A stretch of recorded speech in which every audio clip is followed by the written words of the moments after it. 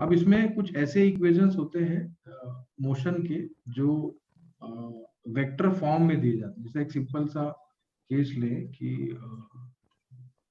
Body is moving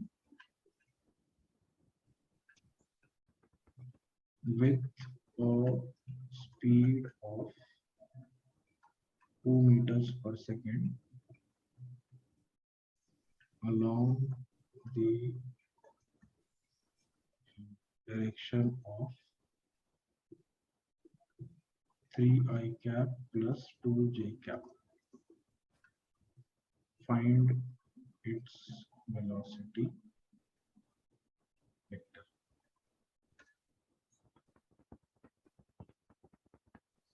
क्या ये करने आ सकता है तुम लोग को? हाँ सर। क्या करोगे? तो 3i cap plus 2j cap के डायरेक्शन में यूनिट वेक्टर निकाल लेंगे और उसको 2 से मल्टीप्लाई करेंगे।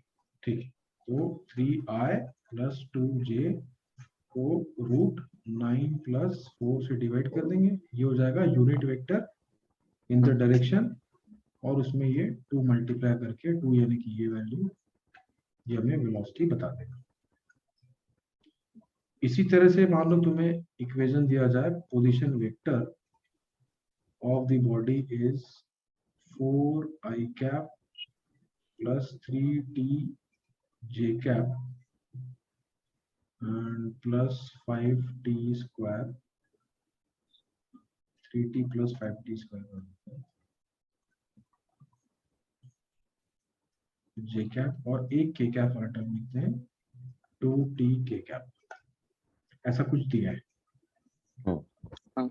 और पूछा गया है find velocity at t is equal to 1 second. ढूंढ सकते हो? हाँ। बताओ।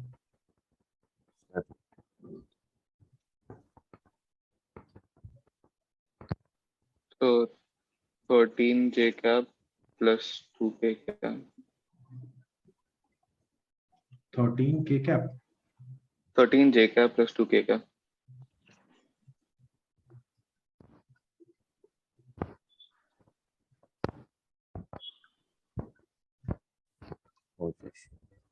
है ना, ऐसे ही आ रहा है हिम? हाँ सर। सर आपका आवाज क्रैक हो रहा है। ऐसे ही आ रहा है क्या? देखो। नहीं सर, मुझे नहीं आ रहा।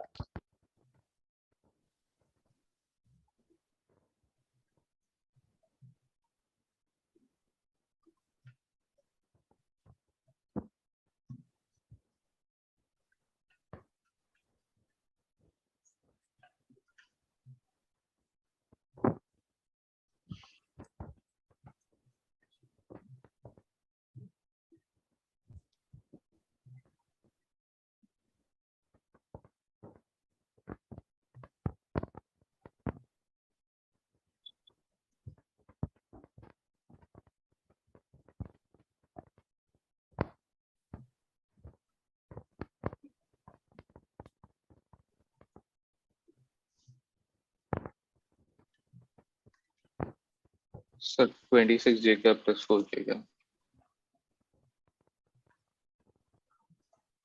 हाँ सर।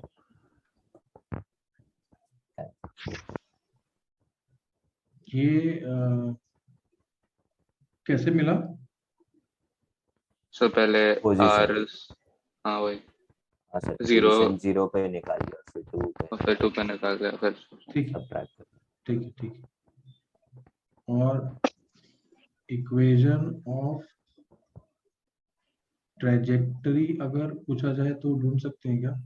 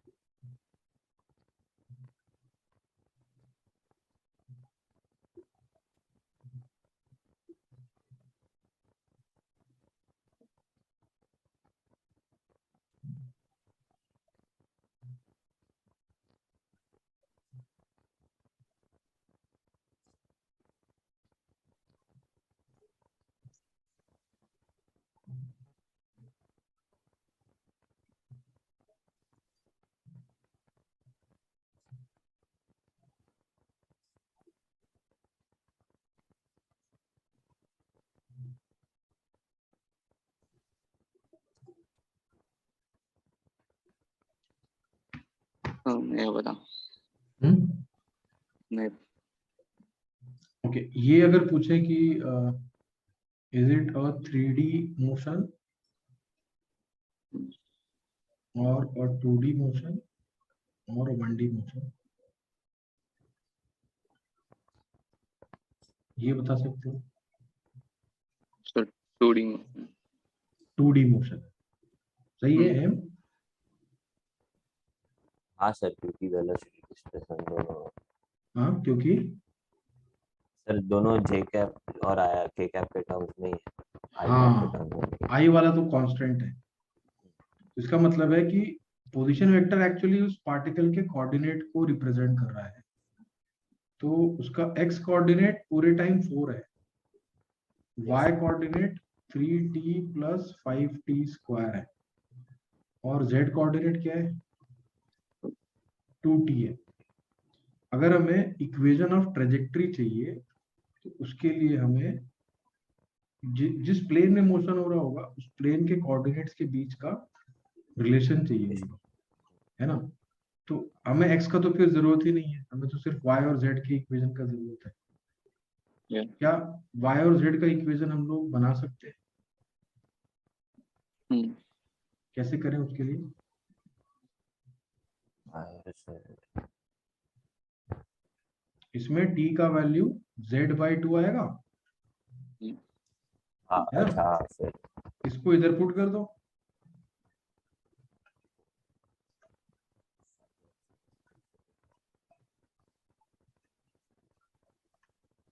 बन गया ये इक्वेशन ऑफ ट्रेजेक्टरी। Yeah. और इक्वेशन से दिख रहा है कि ये it's a parabola in yz plane.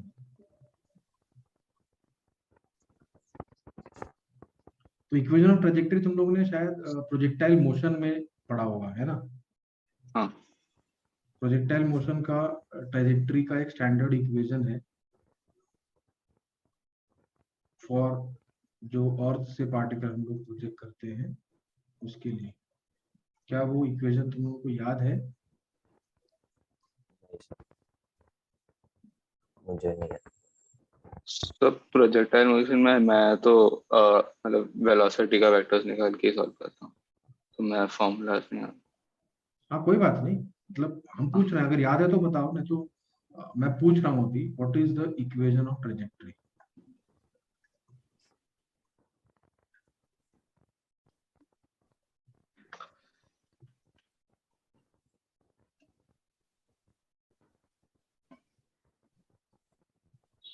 मुझे नहीं आता। तो अगर तुम्हें ये पूछा जाए कि t इक्वल टू 0 पे प्रोजेक्ट किया है ऐसे, t is equal to t पे इसका x और y कोऑर्डिनेट बताओ, क्या ये बता सकते हो? हाँ, बताओ क्या होगा x कोऑर्डिनेट? एक्स कोऑर्डिनेट तो v naught cos theta times t होगा,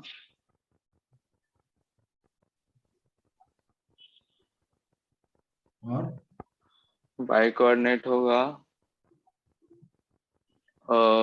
v naught sin theta times t minus half gt square, मतलब इसको तो रिलेट। तो अगर हमारे पास x और y in terms of time है, हमें y और x को रिलेट करना है, क्या हाँ, नहीं कर पाएंगे? कर सकता हूँ। कर डालो, फिर बताओ मुझे y क्या है।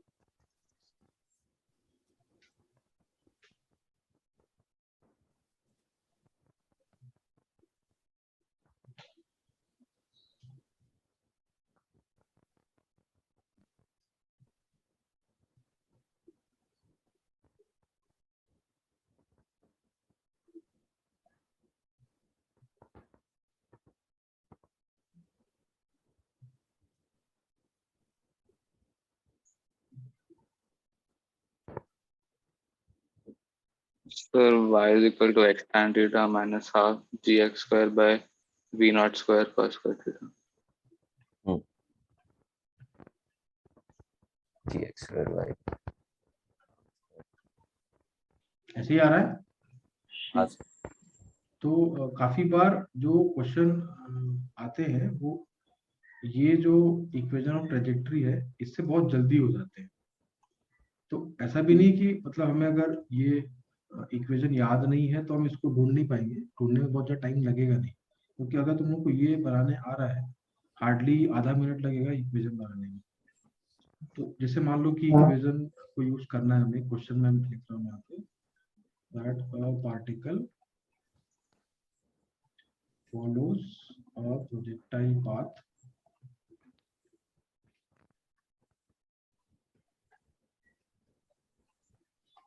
with its trajectory as y is equal to ax minus bx square, जैसे दिया है। और पूछा तुमसे कि बताओ कि एंगल ऑफ प्रोजेक्शन क्या है विथ एक्स एक्सिस।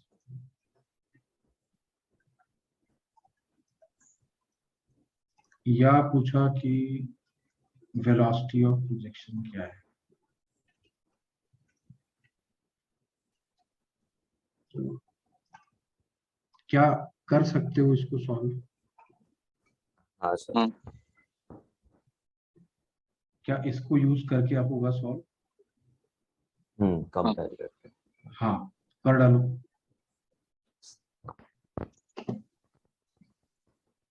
तो एंगुलर प्रोजेक्शन तो tan इनवर्स आ गया।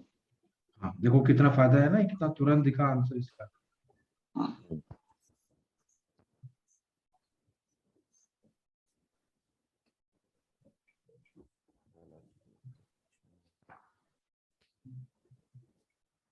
वेलोसिटी हो जाएगा अंडर रूट ऑफ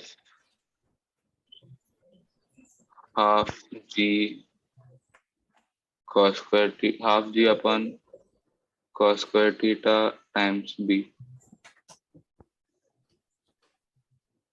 वेलोसिटी हो गया half G cos square theta. नहीं, half g upon cos square theta into b, मतलब g upon half g upon 2 cos square theta b का under root. Rearrange.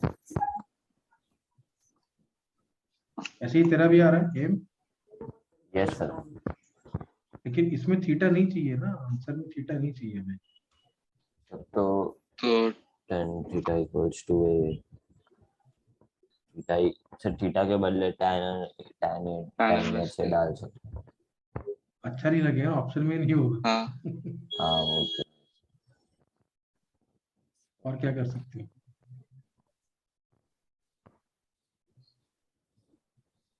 Sir. tan theta ए triangle use करके tan theta ए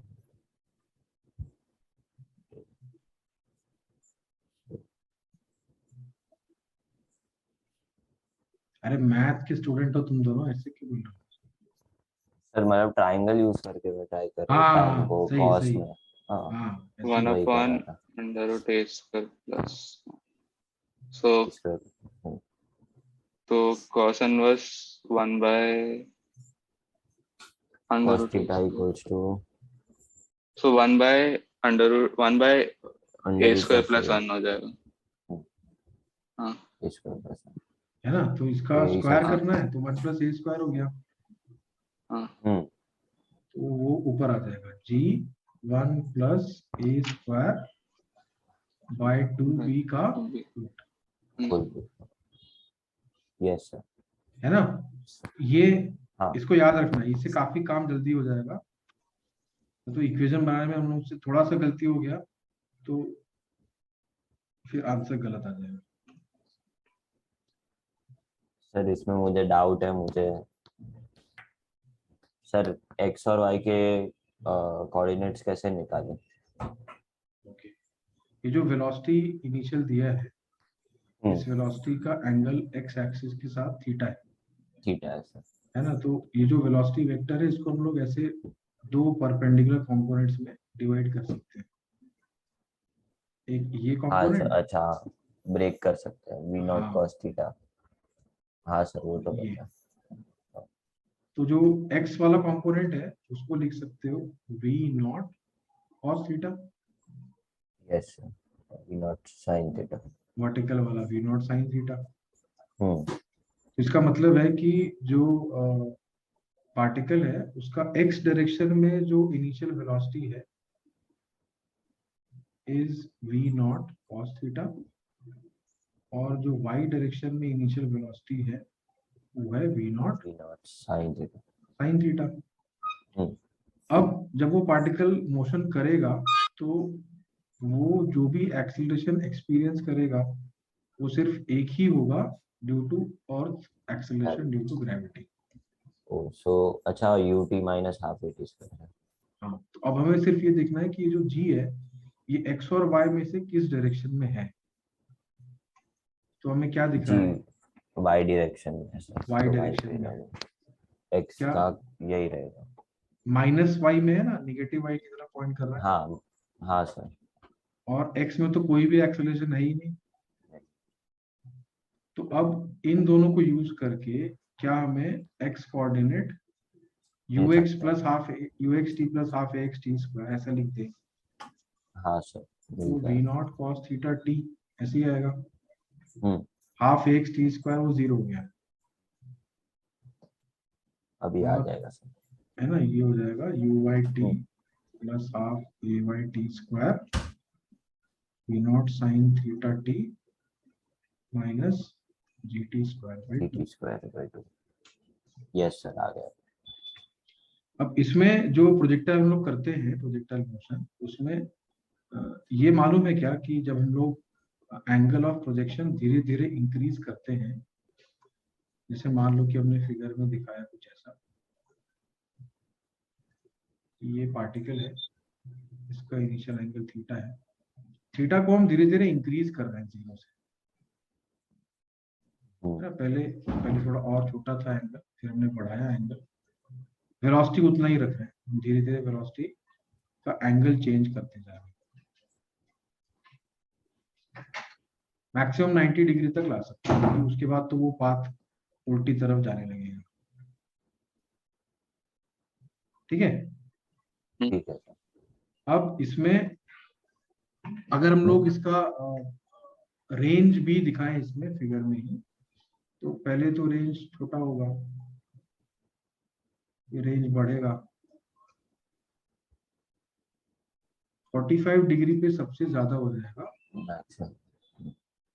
उसके बाद height बढ़ेगा, range कम होगा,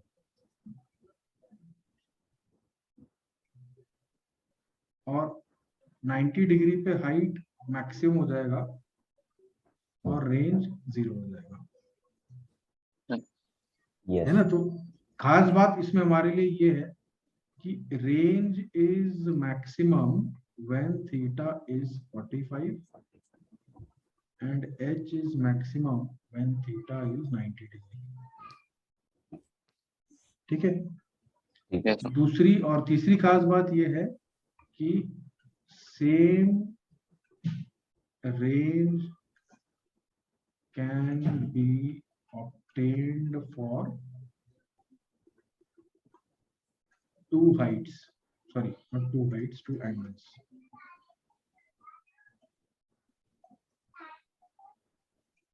है ना। हाँ सर, थीटा और 90 माइनस थीटा। हाँ, दोनों एंगल्स का सम टोटल कितना होना चाहिए, 90 90 डिग्री होना चाहिए, और इनमें से हाइट किसका ज्यादा आएगा, जिसका एंगल ज्यादा होगा। हाँ जिसका एंगल ज्यादा होगा। तो अगर ये थीटा 2 बड़ा है थीटा 1 से, तो एच मैक्स 2 जो है एच मैक्स 1 से बड़ा होगा। ठीक है, ठीक है हाँ सर। सर। तो इसको याद रखना है, क्या तुम लोग को याद भी है तो अच्छी बात है। हम्म, तो इसमें फिर एक इंक्लाइंड प्रोजेक्शन वाला एक सिचुएशन आता है, इंक्लाइंड पे प्रोजेक्शन करते हैं।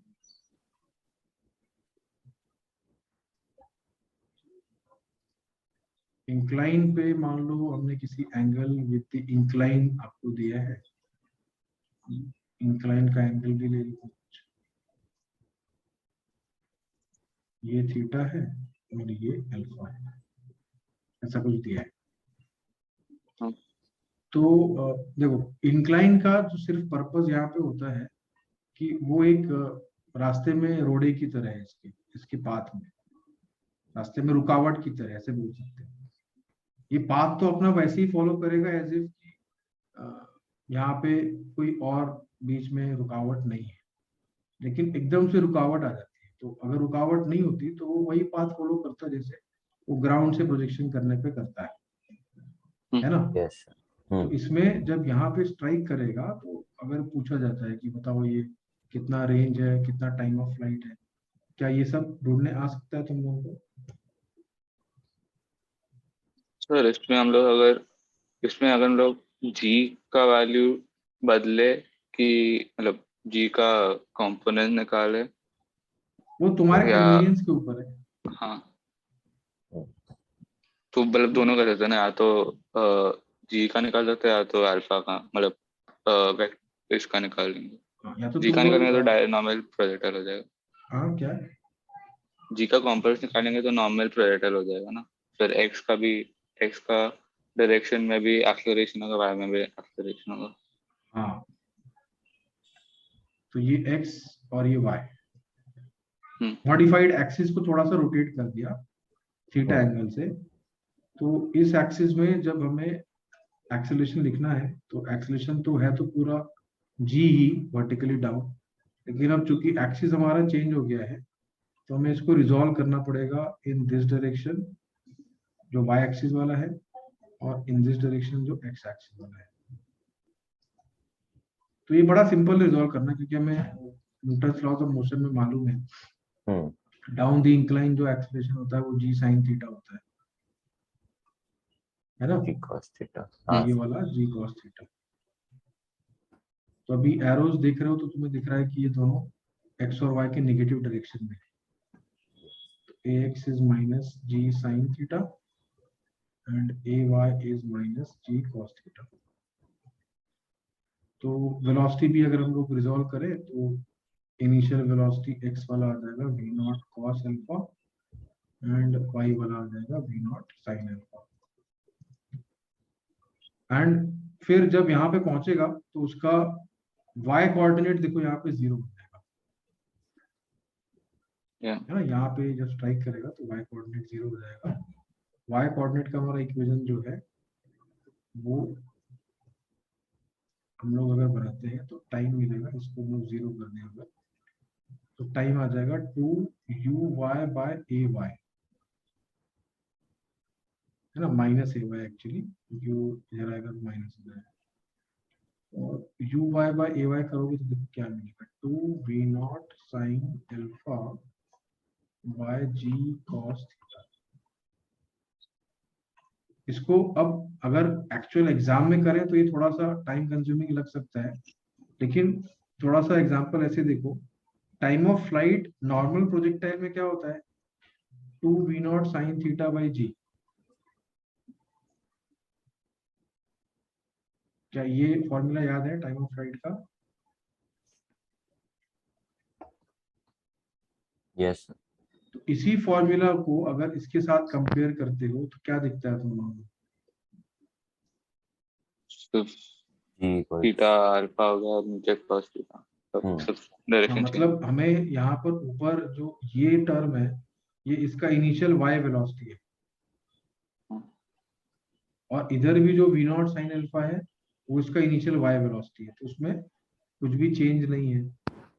नीचे g की जगह g cos थीटा आ गया है, और वो g cos थीटा क्यों आया है, बिकॉज एक्सेलरेशन जो y डायरेक्शन में पहले माइनस g था अब वो माइनस g cos थीटा। जी cos थीटा। तो वंस टाइम ऑफ फ्लाइट आप अगर जल्दी पता कर लोगे तो फिर x कोऑर्डिनेट के लिए equation you x T plus half A x T square इससे मिल जाएगा। इसका हम लोग फॉर्मूला अगर लिखने जाएंगे तो थोड़ा सा लेंदी हो जाएगा एक्स वाला अगर लिखेंगे, लेकिन टाइम ऑफ फ्लाइट का हम लोग काम थोड़ा जल्दी कर सकते हैं क्योंकि ये थोड़ा सिमिलर है as compare to the original ground to ground project. Okay. ठीक है, हम्म, कुछ ऐसे प्रोजेक्टाइल होते हैं जिनको हम लोग हॉरिजॉन्टल प्रोजेक्ट करते हैं, उसका आगे भी काफी जगह यूज आता है, आगे आगे वाले चैप्टर्स में। तो अगर हॉरिजॉन्टल प्रोजेक्ट कर रहे हो तो अगर तुम्हें टाइम ऑफ फ्लाइट ये सब चाहिए तो आएगा पता करने। हाँ,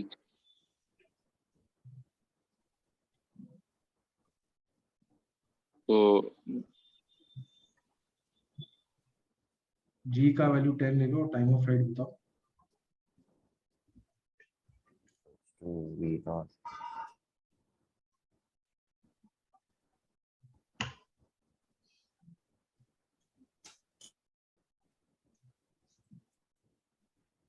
टू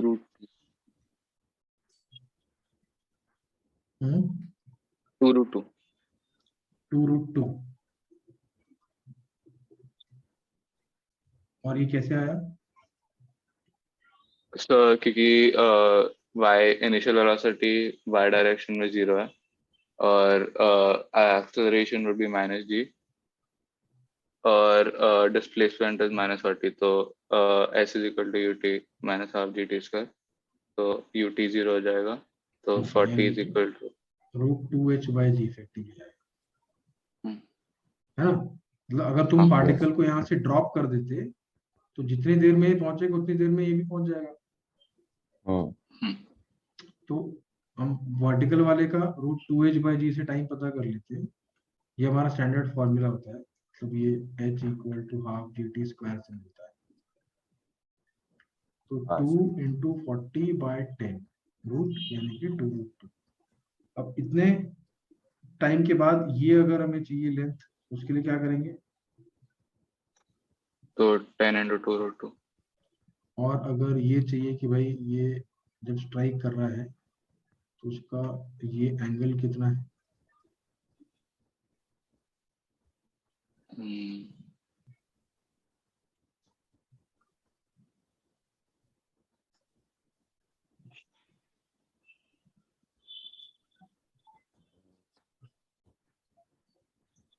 तो जो y का वेलोसिटी ढूंढ लेंगे जब ये वो ठीक है। स्ट्राइक कर रहा है, हम्म। और फिर थीटा निकाल लेंगे y y का का वेलोसिटी वेलोसिटी बाय मिलेगा 10। एज gt, है हाँ, ना? हाँ, 20√2 डाउनवर्ड, है ना? हाँ, तो ये हो गया y वाला वेलोसिटी। x वाला तो यही है, हाँ, 10 ही है, तो तो tan theta 2√2 vy by vx 20√2/2, नहीं 10, 10। 2√2 is the tan of the angle। हम्म, ठीक है, तो आई थिंक इसके क्वेश्चन आ जाएंगे। रिलेटिव वेलोसिटी में भी कुछ लें, या रिलेटिव वेलोसिटी तो इजी लगता होगा। रेड और मेरे को इजी लगता है इनको। सर मुझे रिवर प्रॉब्लम्स में, हाँ रिवर प्रॉब्लम्स एक बार आप रिवर रिवाइज वाला कर दें। हाँ सर।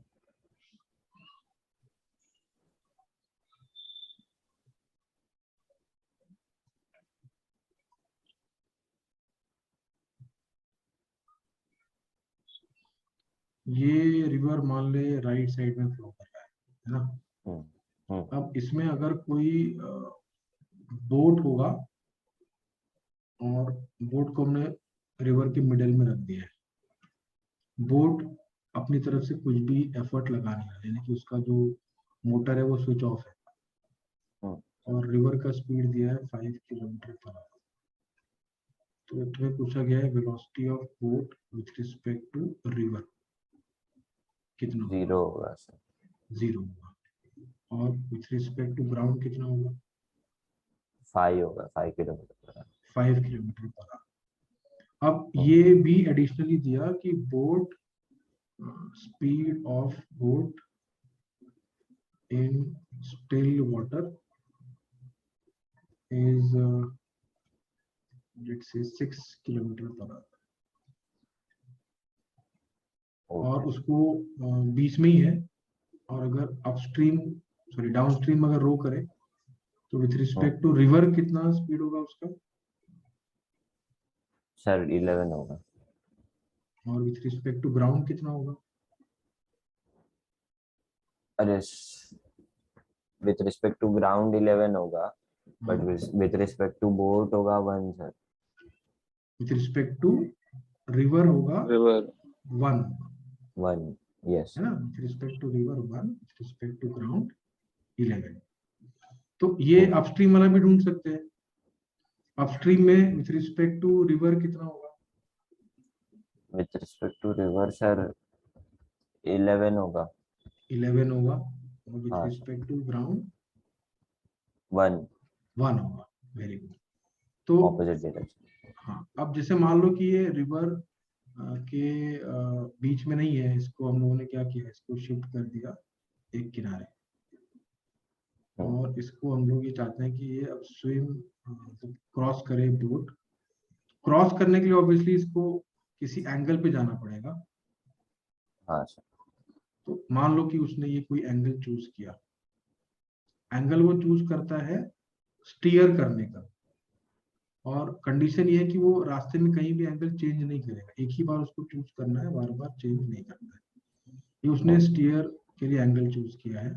तो ये जो वेलोसिटी मैंने दिखाया है, ये कौन सा वेलोसिटी है?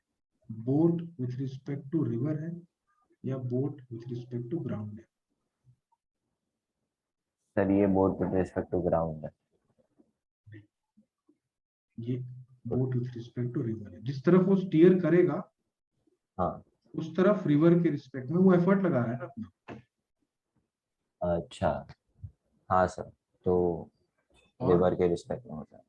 जब रिवर के मोशन को भी उसमें हम कंसीडर करेंगे, मान लो कि हमने रिवर का वेलोसिटी दिखाया, तो जो वेलोसिटी आएगा उसका वो थोड़ा सा वो ग्राउंड। ऐसा आ जाएगा। तो जो हाँ उसका एंगल होगा ये वाला, ये उसको दिखेगा ही नहीं, उसको तो थीटा ही दिख रहा होगा। ग्राउंड वाले को ये अल्फा दिखेगा। Yes sir. तो ये ग्रीन वाला जो है वो velocity of boat with respect to ground है, ग्राउंड। और ये वाला विथ रिस्पेक्ट टू रिवर है।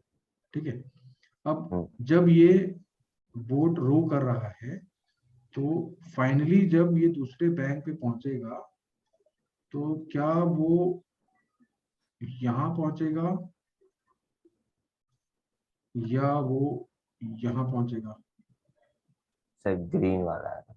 ग्रीन वाले पहुंचेगा।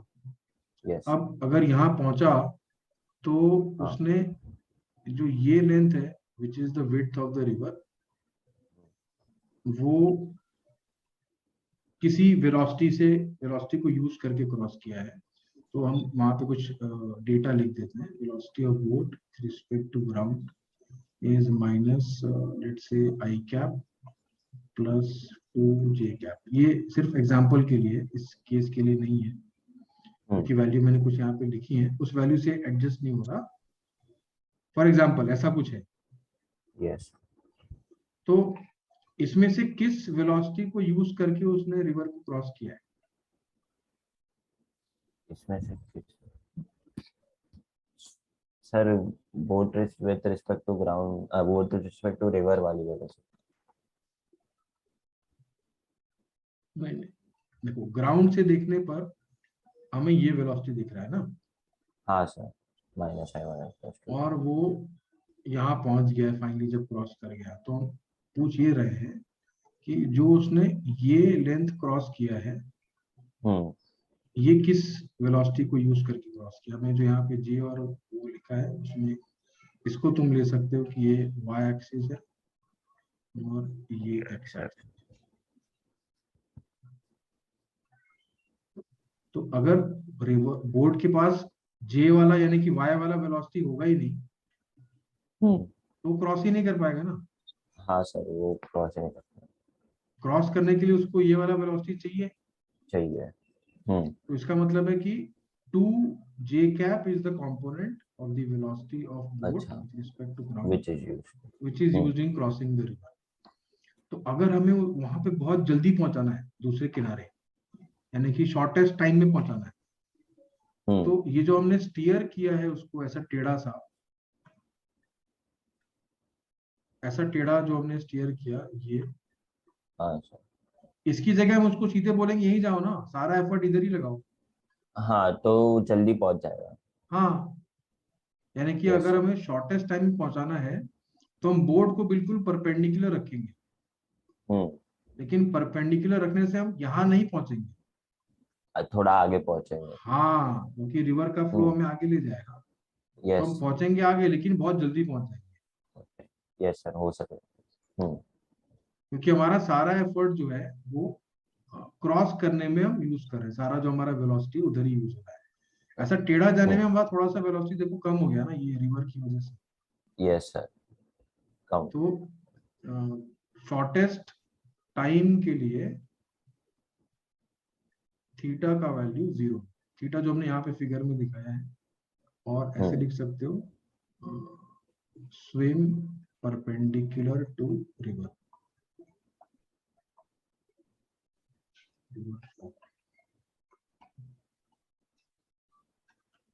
फिर अगर हमें बिल्कुल डायरेक्टली y पर ही पहुंचाना है, यानी कि जो डायरेक्टली ऑपोजिट पॉइंट है वहीं पे उसको पहुंचाना है, सर तो तो कोई एंगल थीटा होगा जिसपे। हाँ, कोई एंगल ऐसा चूज करें जिससे कि जो मेरा ये ग्रीन वाला वेलोसिटी है वो ऐसा ना होके ऐसा हो जाए। ऐसा होगा। Yes sir. तो अब ऐसा होने के लिए थोड़ा हमेशा होगा ऐसा नहीं है, क्योंकि वो वैल्यूज पर डिपेंड करेगा। जैसे मान लो कि मैंने ऐसा एक वेक्टर बनाया,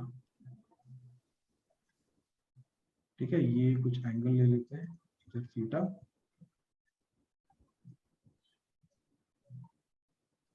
ये boat with respect to river का वेलोसिटी है, इसका वैल्यू हमने मान लो लिखा v0, और रिवर का जो फ्लो स्पीड है वो है लेट से 5 किलोमीटर पर आवर।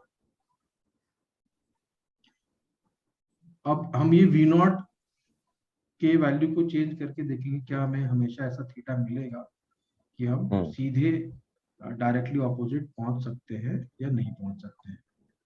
तो उसके लिए हम करेंगे क्या, हम करेंगे ये कि वापस ये boat with respect to ground वाला वेलोसिटी लिखते हैं। तो कैसे लिखा जाए, velocity of boat with respect to river, to river. ये हो जाएगा v0 cos theta, this is y axis, this is x axis, j cap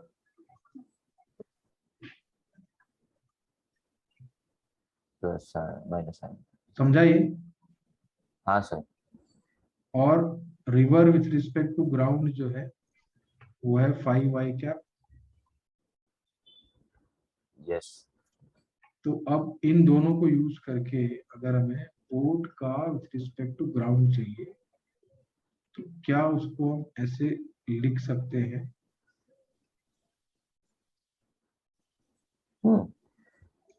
तो ऐड यस कर सर। देते हैं, है ना, ये 5 माइनस v0 साइन थीटा।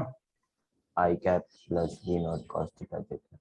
हाँ, अब ये देखो, अगर उसको डायरेक्टली ऐसे ही जाना है, यानी कि वो इसी रास्ते जाए सीधे y पहुंच जाए, तो उसका y में डिस्प्लेसमेंट तो होगा, x में डिस्प्लेसमेंट नहीं होगा। यस। और x में डिस्प्लेसमेंट नहीं होगा, यानी कि जो उसका x डिस्प्लेसमेंट होने के लिए वेलोसिटी आ रहा है ये दैट इज इक्वल टू 0 आना चाहिए। 0 आना चाहिए। तभी तो y में ही जाएगा, x में नहीं जाएगा। हाँ सर, तो 5 equals to V naught sine. तो 5 equal to v0 sine theta ऐसा होना चाहिए। 5 equal to v0 sine theta का मतलब है कि जो एंगल ऑफ रो होगा वो 5 बाय v0 होगा। सिंस साइन थीटा जो हमारा है वो 1 से छोटा होता है, इसका मतलब है कि 5 बाय v0 लेस देन 1, तो v0 जो है वो 5 से बड़ा होना चाहिए। रिवर की स्पीड से बोट का या स्विमर का स्पीड ज्यादा होगा, तभी ऐसा पॉसिबल है कि वो डायरेक्टली ऑपोजिट पहुंच पाएगा, वरना नहीं होगा सर। वरना नहीं पहुंच पाएगा। यस, ठीक है सर। इतने से हो जाएगा या और कुछ चीजें बताएं? नहीं सर, इतना सफिशिएंट है। तो